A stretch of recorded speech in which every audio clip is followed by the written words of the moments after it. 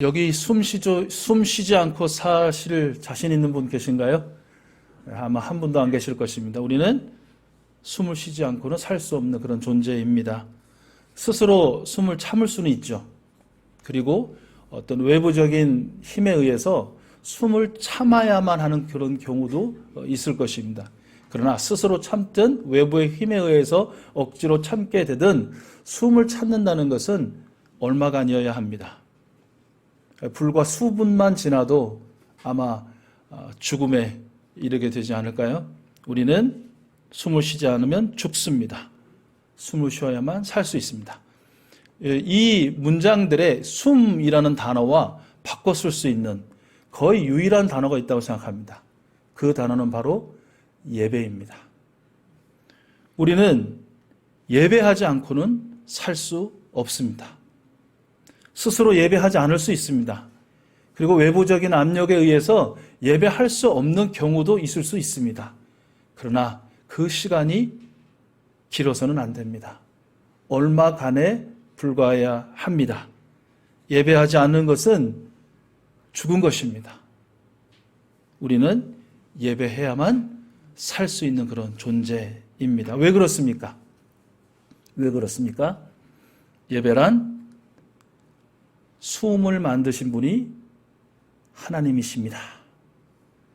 오늘 나를 숨쉬게 하시는 분이 하나님이십니다. 내게 영원한 숨을 허락하신 분이 하나님이십니다. 라는 신앙 고백이기 때문에 그렇습니다. 예배하지 않는 것은 창조주 하나님을 부인하고 부정하는 것과 같습니다. 스스로 계신 분 앞에서 나는 스스로 존재하는 사람이다 라고 주장하는 것과 마찬가지입니다. 영원 같은 것은 결코 없다고 외치는 것입니다. 예배하지 않는 삶을 불가능하다라고 확신했습니다. 하고 있습니다. 그런데 종종 그 확신이 흔들릴 때도 있습니다. 왜냐하면 예배하지 않는 삶도 가능해 라고 보여주고 들려주는 사람들이 있기 때문에 그렇습니다.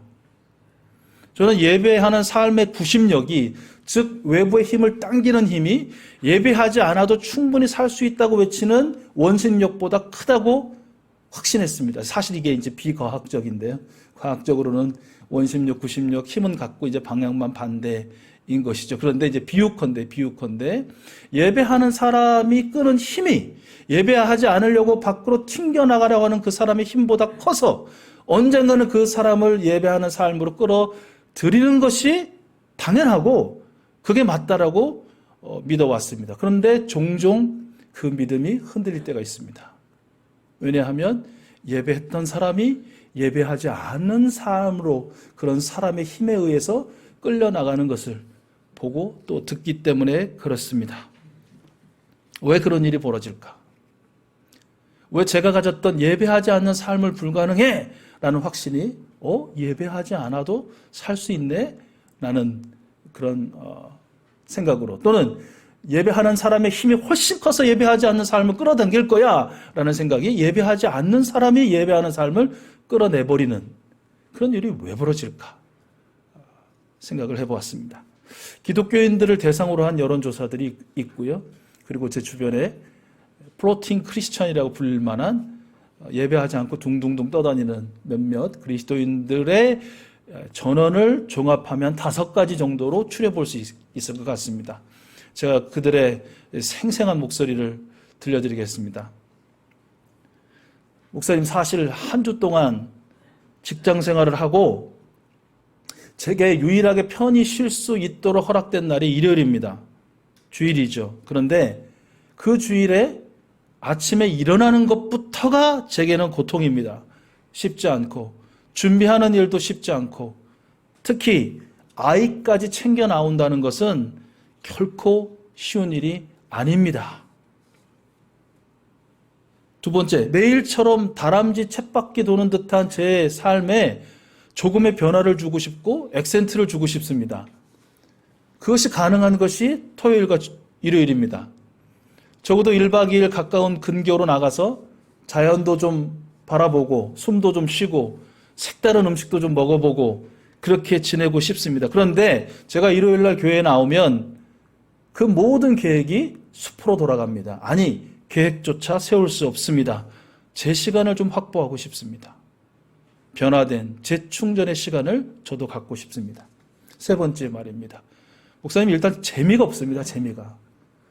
교회가 무슨 재미가 있고 또 뭔가 흥미가 있어야 나갈 맛도 나고 예배하고 싶을 텐데 일단 재미가 없으니까 흥미도 안 생기고 예배하고픈 마음도 없습니다. 이해가 되시나요? 뭐 이런 거였습니다. 네 번째, 목사님, 얼마 되지 않는 제 재정에서 헌금한다는 거, 이거 무척이나 힘든 일입니다. 월세, 대출이자, 생활비, 저를 위해서 약간의 재정을 지출하는데 그 재정의 10%를 헌금한다는 것, 제게는 아주 너무 큰 돈입니다. 너무 부담스럽습니다. 이것이 제가 교회에 나갈 수 없도록 만드는 한 요인인 것 같습니다. 다섯 번째, 목사님이나 성도님들이나 정치적인 발언을 너무 쉽게 그리고 너무 자주 합니다. 그것이 마음에 들지 않습니다. 또 목사님이나 성도들 공이 말과 행동이 너무 다릅니다. 세상 사람들이나 교회 사람들이나 크게 다르지 않다는 것에 염증을 느낍니다. 이것이 제가 교회에 나갈 수 없고 또 예배하지 않는, 굳이 제가 교회에 나갈 이유가 없다라고 결심한 그런 이유입니다. 여러분 어떻습니까? 여러분도 종종 주변에서 듣는 생생한 목소리 아닙니까? 하나같이 다 타당한 이유처럼 들립니다. 누구나 이해할 수 있고 인정할 수 있는 그런 이유들이 있죠. 그런데 여러분, 그럴 수 있어, 그럴 수 있지 라고는 하지만 이 사람들의 이야기와는 전혀 다른 이야기, 또 전혀 다른 실생활을 살아가는 사람들이 있더라라는 것입니다. 저들과 똑같이 직장생활을 합니다. 어떤 사람은 저들보다 더 심하게 일을 합니다.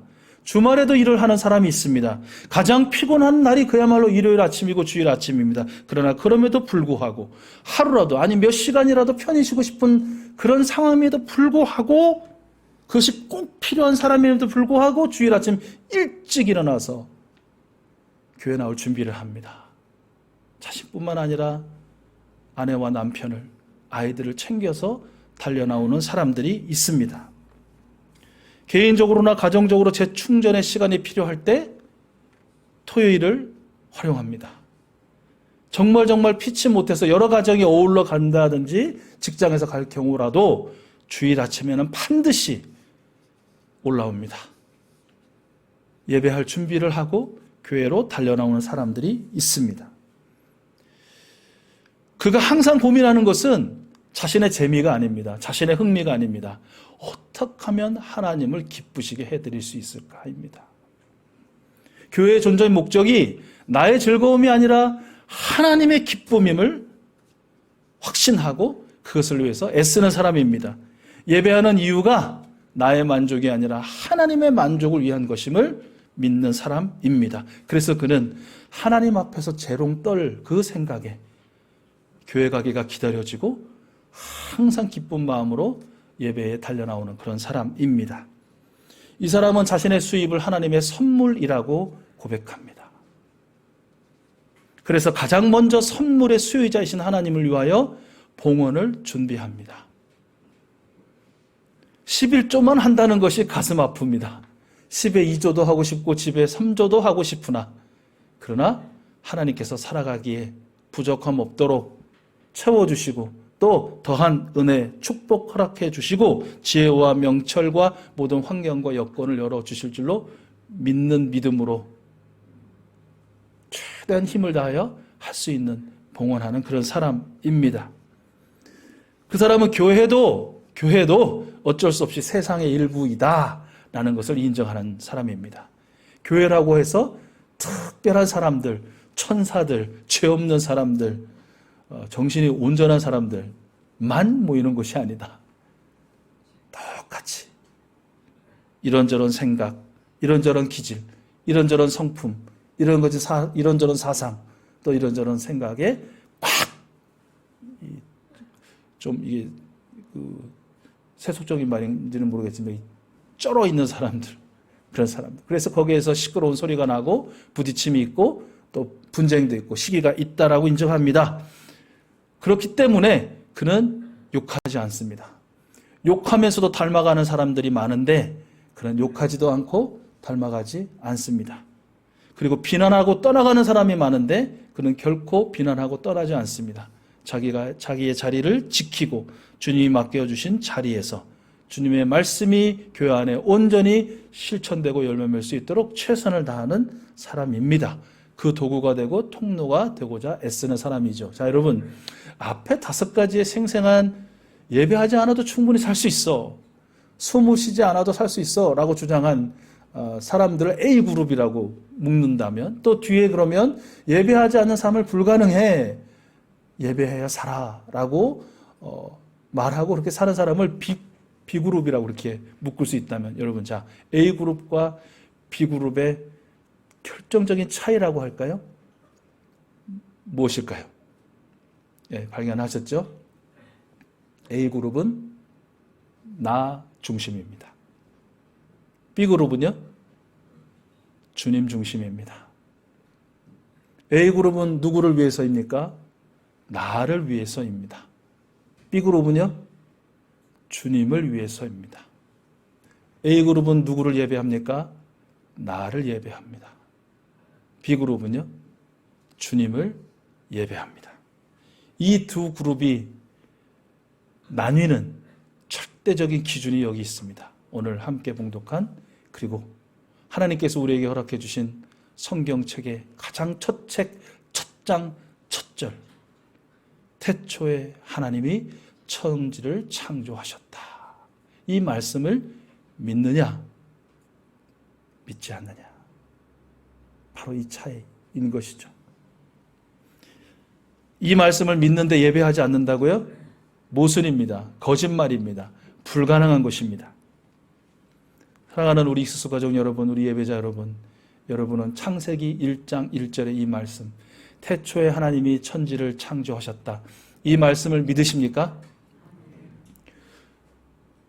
지난주도 그러시더니 이렇게 아멘이 작은 소리로 나는 이유는 안 믿는다는 것입니까? 다시 한번 여쭙겠습니다. 여러분, 창세기 1장 1절의 이 말씀, 태초에 하나님이 천지를 창조하셨다, 이 말씀을 믿으십니까? 네. 그렇다면 주님을 예배하십시오.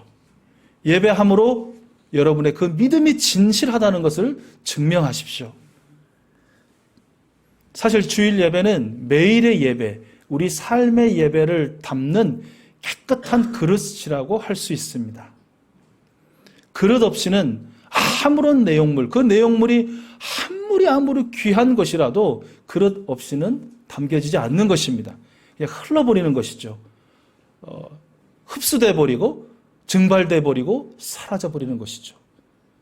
주일 예배 없이는 매일의 예배도, 삶의 예배도 불가능하다라는 것이 우리의 경험 아닙니까? 우리가 목격하는 것 아닙니까? 우리가 자신 있게 이야기할 수 있는 그런 일 아닙니까?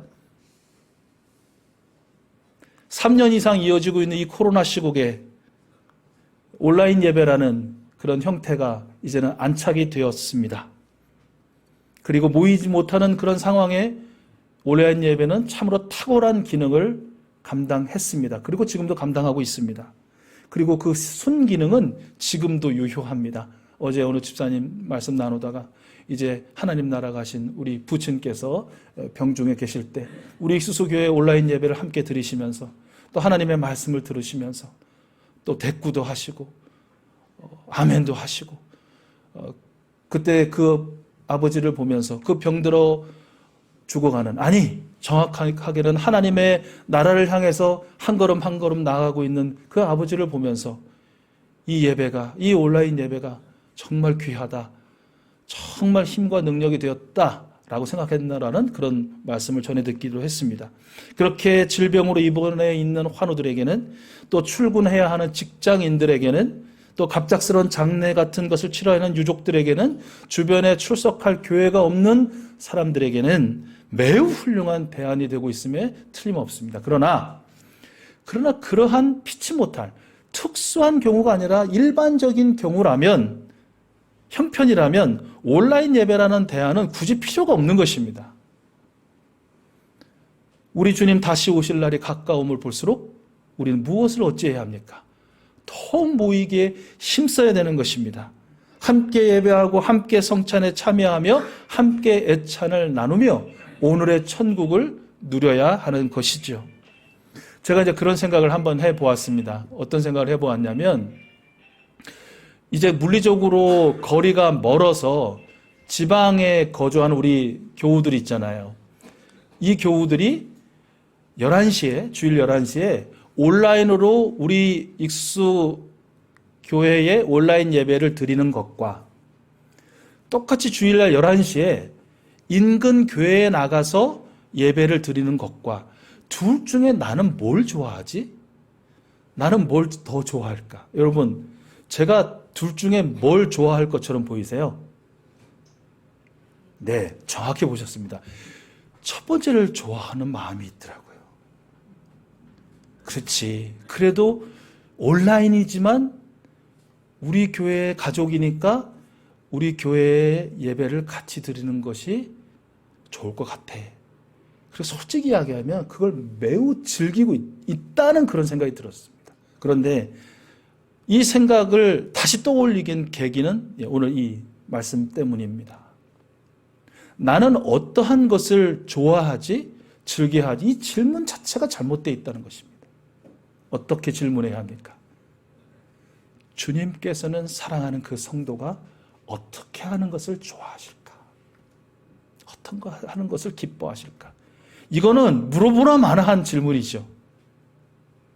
인근에 하나님의 사람들이 모이는 곳에 함께 모여 한 마음으로 예배하고 한 마음으로 성찬에 참여하고 한 마음으로 교제하고 축복하는 것을 우리 하나님께서는 기뻐하시고 원하신다라는 것이죠. 그래서 지금 온라인으로 혹시 예배드리고 있는 우리 익수수 가족들, 우리 예배 자리에 있으면 제가 부탁드리고 싶습니다. 여러분 지금 그렇게 예배하고 계시는 거 저는 너무 좋거든요.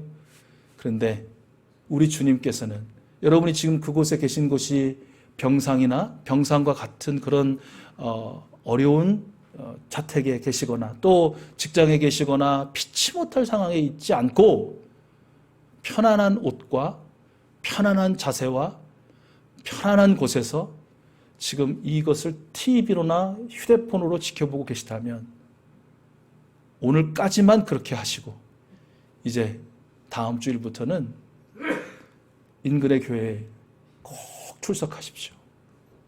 그곳에서 예배하십시오. 물론 제주도에서라도 비행기 타고 우리 교회에 오면 좋죠. 저야 좋죠. 얼마나 감사한 일이에요. 그것이 최고라고 생각해요. 그러나 그럴 상황이 되지 못한다면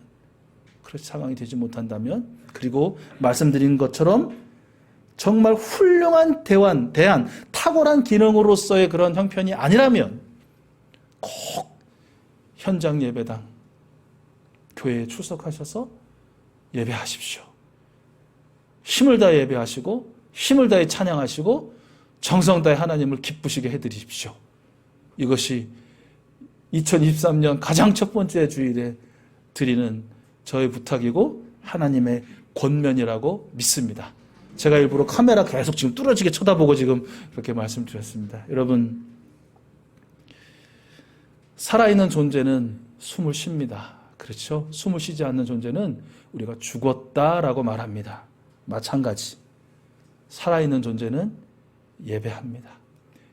물론 또 여기에 예배라는 것이 무엇이고 또 진정한 예배란 무엇이고 또 하나님이 따지면 1년 2년 안에 그게 이야기가 다 되겠습니까? 아니죠. 그래서 오늘은 딱 한 가지, 모든 우리의 삶을 담을 수 있는 그 형태, 그 그릇으로서의 주님의 날 정해진 시간에 정해진 장소에서의 그 예배를 강조하고 있는 것입니다. 이것부터 시작되고 또 이것이 기반이 되어야 다른 모든 예배들도 담아낼 수 있고 살아낼 수 있고 올려드릴 수 있고 그렇지 않을까라는 그런 마음입니다. 여러분, 예배하는 삶이 우리 존재 이유고 목적입니다. 내가 중심인 분 계십니까? 아닙니다. 여러분은 중심이 아닙니다. 주님이 중심입니다. 세상이 여러분을 위해 존재합니까? 심지어 하나님도 여러분을 위해서 존재한다고 생각하십니까? 아닙니다. 우리가 하나님을 위해 존재합니다. 나를 예배하는 분이 계십니까? 내가 예배받기에 합당하고 마땅하다고 생각하시는 분 계십니까? 왜 나를 예배하지 않냐고 그렇게 세상을 원망하고 사람을 비난하는 사람들 계십니까? 아닙니다. 우리가 아닙니다. 오직 하나님만이 예배를 받으실 유일한 분이십니다.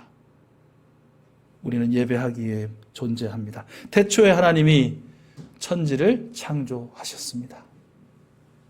그래서 예배하지 않는 삶은 불가능합니다. 우리 구주 예수 그리스도께서 저와 여러분을 위하여 십자가에서 살을 찢기고 피를 흘려 주셨습니다.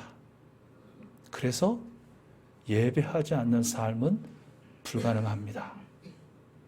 예배해야 삽니다. 2023년 한 해도 저와 여러분 생명의 주인이시고 영생의 수여자이신 성부, 성자, 성령, 성삼위 하나님만을 온전히 기쁘시게 하는 그분이 홀로 영광 받으실 참된 예배자로 사십시다. 살아라! 이것이 바로 하나님께서 오늘 저와 여러분에게 주신 명령인 줄로 믿고 아멘으로 화답하고 그런 예배의 삶으로 훌륭한 우리 하나님의 응답자, 하나님께 올려드리는 응답자로 살아가는 저와 여러분 되시기를 소원합니다.